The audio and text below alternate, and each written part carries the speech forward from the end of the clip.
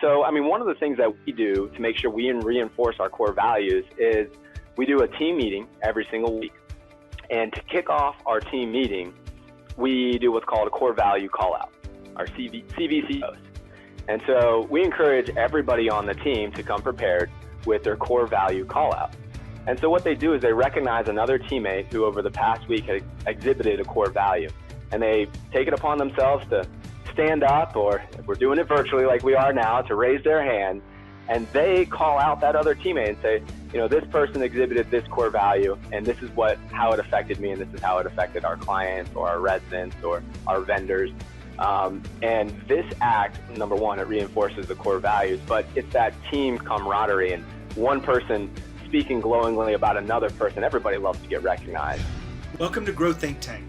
This is the one and only place where you will get insight from the founders and the CEOs of the fastest growing privately held companies. I am the host. My name is Gene Hammett. I help leaders and their teams navigate the defining moments of their growth. Are you ready to grow? When you invest in your employees, you actually signal to them that you care about them. You know that investing in your employees is critical if you want to create a kind of culture where over time, people are loyal, people are growing, people are really contributing to the future growth of the company and the impact you're making. When you think about investing in employees, what comes to mind? Is it training classes? Is it, giving them free snacks? But what we're going to go through today is some unique ways to invest in employees. When you invest in employees the right way, you have a culture that is undeniable. When you think about culture and you think about growing a company, what I know after hundreds of interviews is it's well worth that time and investment of money and energy into the people. Today we talk about investment in employees. Our guest is co-founder of JWB Real Estate Capital. His name is Gregg Cohen. And Gregg shares with us some of the unique ways that they have looked at that investing in employees, whether it be their time off, their PTO, or whether it be how they give back to the community, or how it be training or actually anything going on inside the organization. We will talk about lunches, but what you'll be surprised about how early they started this and when they actually started buying everyone lunch every day. So when you think about your growth as a leader, I want to make sure that you understand that you have to continuously evolve. I've got a free training. If you haven't already accessed it, make sure you go to genehammett.com/training. It will teach you how to lead a team of A players. In that training, you will learn the 3 mistakes. Avoid these 3 mistakes, and you will be further down the road to building the team that you've always wanted. Go to genehammett.com/training. Now, here's the interview with Gregg Cohen, where we talk about investment in employees. Gregg, how are you? Doing great. How are you doing? Fantastic. We're going to talk about the leadership and culture that has made your company so successful. I've already let our audience know a little bit about you at a personal level and your leadership style, but tell us about JWB Real Estate Capital. Well, we started in 2006 when you mentioned JWB Real Estate Capital. It's the name of our investments and it's the name of our company. If you think of the perfectly wrong time to be investing in real estate as a 23-year-old kid, it was 2006, and that's when we started.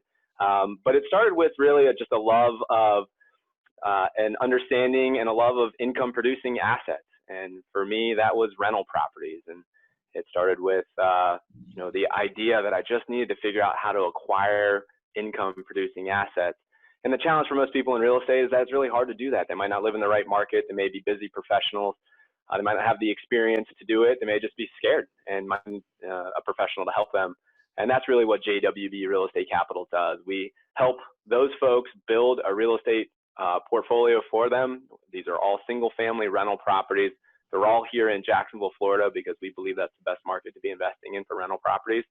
And we do all the property management for those individuals as well. So it's really meant to be a passive income stream. And we started in 2006. It's crazy to think it's 2020 and all the ups and downs, and now we're in coronavirus time. I wonder what the next challenge is going to be, but it's been an incredible ride.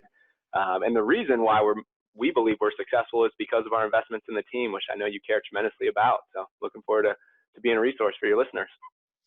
Well, I think every company knows they have to invest in their people, but I'm always somewhat surprised when when that investment is not what I would traditionally expect. You know, they're not giving any training, they're not giving anything. So when you say investing in people, what is it you really mean? Man, I think, it's easy to say that, but I think it really just has to be a culture, an atmosphere, an environment of investing in your people. And, because let's face it, when most employees come in an organization, they may hear their leaders say, we want to invest in our people, but it's met with a lot of cynicism, right? It's met with a lot of well-founded cynicism because it's just talk for most companies. But at JWB, we say it over and over and over again. We believe the reason why people come and buy rental properties from us when they could choose to do it a million different ways is because of the team. The team that experience is what was lacking in rental property investing, making it easy, working with a team of professionals who has your back. And so we just looked at it and said, if we really believe that is the thing that separates us from our competition, that's also the thing that our competition cannot replicate, then it makes a ton of sense for us to look at this as best marketing expense or whatever we want to justify it, right? So we do a whole lot of things that you probably, may have not heard of or are a little bit different. And definitely, if we were run by a big public company, would be slashed because it's hard to justify the return on it, if you're just looking at the expense and you're just not looking at this culture of investment that we want to make in our team. Well, you can't just leave us there. Give us some ideas of some of these crazy investments. Yeah, so we started in 2006, and I have three business partners and myself. As I mentioned, we were 23 years old or right around there, and really did not come from money, to come from a real estate background. And if you think about the wrong time to invest, as I mentioned, 2006 was probably it. So we didn't start out with just a hugely successful business that could support additional expenses.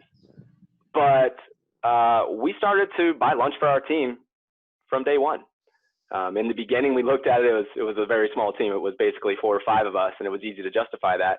But even in 2007, 2008, 2009, as the market crashed and we experienced some hard times, we continued to buy lunch for our team. We called it family lunch.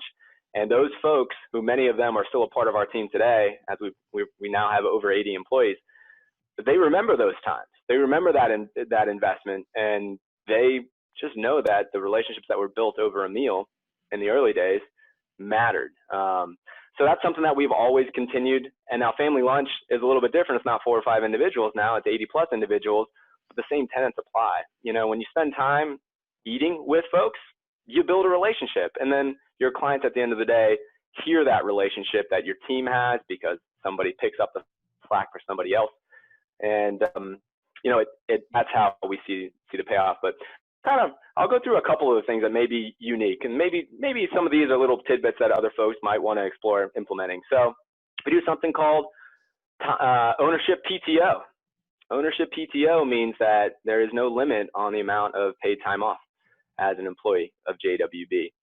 And, Gene, as you were talking about, one of your passions, I believe it's about how to, bring employees into a team that care and that own their role without, they don't all own the business, right? I mean, that's a really tough nut to crack, right? Yep. Well, that's really where ownership PTO comes in for us. So the way we went about this with our team is we said, as owners or as managers, directors on our team, the last thing we want to be worrying about is having to manage how much time you're taking off. And we don't ever want to be in a position where it's like, well, are you really sick, or are you just trying to get that extra day off, right? We don't want to deal with that. But what we also want is for you to fully own your role. So you're going to think about your role just like your boss does, or the owner of the company does, which means that, you know what, I just went on a 3-day vacation last week. I took Friday off. I have responsibilities that I needed to do on Friday. Well, if I'm going to take that time off, I'm going to figure out how to handle those responsibilities so that I'm not putting it onto my team. So when somebody takes a day off, we have, maybe that's 1 day or a week or 2 weeks, right? The rules for ownership PTO is there's no limit to it, but you have to make sure that your goals are hit and that you're not putting your team in a bad spot. If you don't have your goals hit and you're causing more work for your team and it's not in a good spot, then you can't take those days off, but it's within your control. You really have to own your role. And so it increases the ownership of the role. The behaviors that we want exhibited by our team. And then there's a reward there because they can act like owners, right? As an owner of the company, if I want to take a long week, if a week vacation or a long weekend, I can do it. But at the end of the day, I know I just got to handle my responsibilities. So it's been something that's really, really successful and, has led to attracting really top quality talent to just kind of get who we want to be surrounded with on our team. Did you catch what Gregg just said about owning your role? What would it be like if everyone in your company knew what was expected of them and they own their role? Not just showing up out of responsibility because of the paycheck that you're giving them, but because they want to own it. They want to feel like owners. They really have that sense of loyalty and the sense of drive and innovation to be like owners. Well, when you have that as a leader, you have something really special. You're able to connect with them. You're able to have them think for themselves, feel truly empowered, and you trust them to the highest level possible.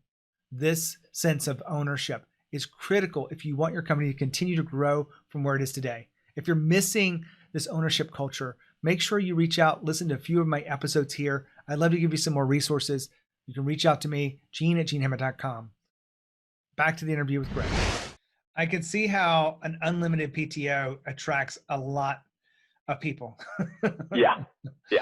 How do you sort through people? Because you're probably creating a very intentional, great place to work. Is that fair to say? It is, and this has led to us being ranked as one of the best places to work. I think we've won the award 7 times, both locally and nationally. Inc. magazine also recognized us in addition to the Jacksonville Business Journal. So it's created this flywheel effect where we're attracting top quality talent. But we have out of, an 80-person organization, and we hire, dozen people every year within new spots and backfilling old positions, right? We get over 1,000 applications every single year. And these aren't just resumes. These are people, they actually have to write an essay to be able to apply for JWB. And from that point on, there's about 6 or 7 hoops that have to be jumped through. We do testing called predictive index, which basically matches the way that they work and certain elements of how the working relationship is going to work for them and for JWB, matches them to the right role. So there's a little bit of systemization and strategy. And then there's a whole bunch of team buy-in, and I won't go into all the different 6 or 7 hoops they have to jump through, but it is a very long process. And we're able to do it with 1/2 of one role. Our HR person's role is basically half of that is the hiring process. So we've really got it to this scalable process where we can attract an incredible amount of highly qualified people who buy into our core values and the way we want to work. And then through systems, be able to work it down to making it very efficient. And at the end of the day, having our team get really the final say of bringing that person into our culture. I love the process you have around this. You haven't mentioned one thing that I know it's probably a part of it. I'm just going to go ahead and say confidently, but tell us a little bit about the values and how you use them inside the company. So our core values mean everything to us. And again, a lot of companies will say that. They may put them on a wall somewhere, maybe once a year, that the owner of the company may stand up and talk about it. But for us, again, it's just creating that culture, that atmosphere. One of the things that we do to make sure we reinforce our core values is we do a team meeting every single week. And to kick off our team meeting, we do what's called a core value call out, our CVCOs. And so we encourage everybody on the team to come prepared with their core value call out. And so what they do is they recognize another teammate who over the past week had exhibited a core value. And they take it upon themselves to stand up, or if we're doing it virtually like we are now, to raise their hand. And they call out that other teammate and say, this person exhibited this core value, and this is how it affected me, and this is how it affected our clients or our residents or our vendors. And this act, number one, it reinforces the core values, but it's that team camaraderie and one person speaking glowingly about another person. Everybody loves to get recognized, and to know that, it's a focus, it's intentional, and it just truly makes people feel good has created this just kind of a wonderful feeling for our team meetings and goes a long way. Hold on for a second. Gregg just talked about the core value call out. He talked about it in detail, but I want to make sure that you understand how this really gets used and why it's so important. I've been using this with my clients for years. I really smiled hard when Gregg talked about what it is and how it's structured, because this is exactly the way I envisioned it when I mentioned it to clients years ago. And the way it's being used, I call it honoring the core values. You start off every meeting with your team, small teams, big teams, and you just give people a chance to voice their own recognition. Peer-to-peer recognition is amazing, but even for leaders to share and hear what's going on inside the organization around the core values. You're basically telling stories, you're telling moments that allow people to understand what's expected of them. And the real powerful element here is it's something that does over time. It's a ritual. You do it like a ceremony. There's some laughter, it really kicks off the meeting in the right place. It puts everyone in the frame to we're here to work together as a team. Now, hopefully this happens for you if you try to put it in your organization. If you ever do use it, make sure you reach out. Let me know how it's going. Now back to Gregg. And it probably only takes a few minutes to go through that. And a lot of people would probably put up roadblocks, say, hey, we're there to get work done. We got, we're trying to make meetings shorter. But how long do you spend on this, and why is it so important to the way the team works together? It's not that much time. So our team meeting is about 45 minutes long. And we spend about 5 minutes recognizing birthdays, anniversaries, and core values in the beginning. And, we encourage everybody to do it. In a team of 80, there may be 3 core values, 4 core values that are there that week. So what we don't want is it to be a requirement for everybody and 10 people have to show up and it becomes this rote, just mundane thing. We want people to really speak from the heart. And it's just kind of organically been the right amount of time invested to where it's really meaningful. But it doesn't need to take up a 15-minute or 30-minute time slot, because I think if you do anything like that, then it just becomes less authentic, I love it. I've had one of my clients use this. I think I mentioned it to him one time, and his first response was, yeah, I don't know about that. It seems a little bit kind of contrived. And I said, well, why don't you give it a try? Because what you're having, one of their core values was around trust. And he just kicked off the meeting with your whole concept of trust, and it worked out really well. So I want to get back to this investing in your employees, Gregg. I don't know how you look at it from an ROI standpoint, but how do you look at it financially when you're investing in employees? Well, I think sometimes the best investments out there are a little bit hard to track, right? I'm a marketer by heart, and some of the marketing strategies that we've employed, it's really hard to justify it with numbers when you're starting out. And that's a tough thing to do, being in real estate and having 3 business partners like I have who know the numbers, but I just really believe that sometimes when you do things, there's going to be a large payoff sometime down the road, and it's okay to make that leap. That's kind of how we felt early on when it came to investing in our team. We looked at this and we said, all right, we're going to spend a lot of money here. We're going to spend money on lunches, right? We're going to spend money. So one of the things we also do is every other month, we take a day away from the office as a team, all 80 people. We get everybody out of the office for a day, and we go and either do a charity activity or a volunteer activity or just a team building activity. One of the last ones that we did was we did a team scavenger hunt in downtown Jacksonville. And so we're like, you know what, we're going to spend a whole lot of money. And again, this was 2006 when we were starting. In 2007, 2008, 2009, what was the economy like in 2008, Gene? It was rough. It was rough, right? And there weren't a lot of young companies like us doing these things. But we just said, listen, we have a different take on rental property investing. We believe in the team as being the reason why people are choosing us. And if we make this authentic, genuine, really from the bottom of our heart investment in our people, and they believe that, then 3 years, 5 years, 10 years down the road, we're going to have this incredible culture that nobody can match. And I'm very thankful. I feel very blessed that was a bet that we made that has turned out to be such a smart investment.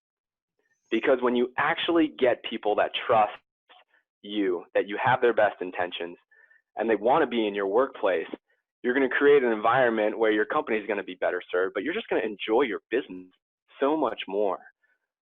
So you don't have the direct correlation to this payoff I don't know the answer to that one. All I know is that if you can commit to it for a number of years and it's truly how you feel and it's authentic and genuine, people are going to believe it. And when you can do that, you create, again, this flywheel of the type of people that you want to bring in your organization who are then going to, take your company to greater heights. When you think about allowing employees to pick their skills they want to develop or any other kind of investments that are training, do you put boundaries on it, or do you put some kind of support structure around what they're going after and what you're allowed to do and not allowed to do? That's a great question. So certainly we don't put boundaries on it. One thing we encourage our team, another thing that we do that you may or may not have heard about is we have something internally called the Dream Manager program. And the Dream Manager came from a book called The Dream Manager by a gentleman named Matthew Kelly, who detailed a story about companies who purely just put resources in place to help their teammates, to help their employees become the best versions of themselves, even if that didn't mean that it was in the business's best interest. And so that's a program that we have internally, and we devote our resources. So many times people may have a goal of buying a home, or they may have a goal of, improving their credit score. They may have a goal of losing weight. They may have a goal of saving up for their next vacation, or maybe they have a goal of learning something new and maybe a different field. And, maybe that field leads them away from JWB. Well, we're going to encourage the action of them being the best version of themselves. We'll actually take resources from our team or from our network to help put that in front of them. If they tell us this is where I want to be, then we're going to help them. So we definitely don't place limits on how to help people grow. We're going to surround them with resources. But if we're talking specifically about, one role to another role, you can create organizational challenges by taking one person here and moving them over here. And, we're 80 people strong now, so it wasn't as easy to be flexible as it was when it was, 4 or 5 of our buddies, starting this thing and, in our condo back in the day. So, in terms of just kind of general awareness, knowledge, resource, we're going to supply those. But we usually are very, very cautious about taking people from one role and letting them go to another role, unless it is absolutely the right move. Now, I should say, when people jump into our team, there's an incredible cross-training program, so people get a general awareness of how they fit in within the bigger piece of the puzzle, or how their piece fits within the bigger puzzle here at JWB. But we're pretty cautious about taking one person from one role, putting them in another role after they've basically kind of solidified kind of the cross-training. If you happen to be listening on YouTube, make sure you subscribe. We don't want you to miss an episode. If you enjoy what you're hearing, give us a thumbs up. And if you want to keep getting notified when we post a video, just go ahead and click that bell button. Now back to the interview. I want to give you a little bit of an open-ended question here, Gregg. Anything else that we haven't touched on that you feel like has been a factor to your pace of growth, your best places to work, or just the culture that you're creating there? One thing that, so we actually asked our team about this. We just did a deeper dive on our core values recently. We had our core values created over 10 years ago, and many of the people that were on our team when we created the core values they are not on our team now. Our team has grown tremendously. And so we wanted to take a deeper dive and understand, are these core values still representative of who we are 10 years later? And we were very lucky and very happy to find out that they were. And that was a great kind of just experience to kind of go through that. But as a part of that, we asked people what were the experiences, the stories that they had that most kind of correlated to what they thought the core values should be at JWB. And so the reason I bring this up is because by and large, a lot of the stories came from what our sort of seminal moment is each year for our charity efforts. 3 years ago, we started our nonprofit foundation, JWB Cares. And the first year we hosted our charity golf tournament, and we raised over $30,000 to donate to Canines for Warriors to help our veterans. And it was an incredible experience. The next year, which was 2 years ago, we decided to do something a little bit more concrete and a little bit bigger and a little bit more as a way to basically kind of take this ambiguous, like everything we do, everything we kind of share or volunteer or donate and put it towards one kind of seminal moment. And that became building a home together with our team and our vendors and our network, and giving that home and donating that home to a veteran. We did that 2 years ago. We did it last year as well. And so when we went back and we looked at some of those stories that helped make concrete what our core values are, the vast majority of the team referenced something to do with that house donation, that house building and donation. So I guess if there was one thing that may help, building a home may be your thing. We build homes and we, do property management. So it happens to be our thing. But maybe you could find something within your realm that you're really passionate about that may come naturally or easily within your network, and try to create one moment that people can really just kind of latch on in your team and say, yeah, I know why I come to work every single day. It's because I'm going to be changing somebody's life, because I'm going to build them a house and donate it every single year. And if we do a really good job this year, it might be 2 houses next year. So that has really, again, just kind of solidified why we do what we do here at JWB. Greg, thank you so much for sharing some of these unique and different approaches to investing in employees. I really appreciate you being here. My pleasure. Thanks so much for having me. I love interviews where leaders are very clear about the purpose for them, creating a great place for people to work. When people really feel connected to the work, they're going to be more loyal, more creative, more innovative. They're going to bring their whole self to work. And what you've seen here in this interview is a chance for you to look at how you're doing inside your company. Are you leading this kind of growth? Are you investing in their employees the right way? Well, if you keep listening to my programs, you'll pick up a lot of information. But what's even more valuable is a chance to really connect with me about what's going on. If you want to reach out to me, just go to gene@genehammett.com. That's my email address. And you can get on my calendar. We can talk about your business. When you think about growth, you think about leadership. Make sure you think about Growth Think Tank. As always, lead with courage. We'll see you next time.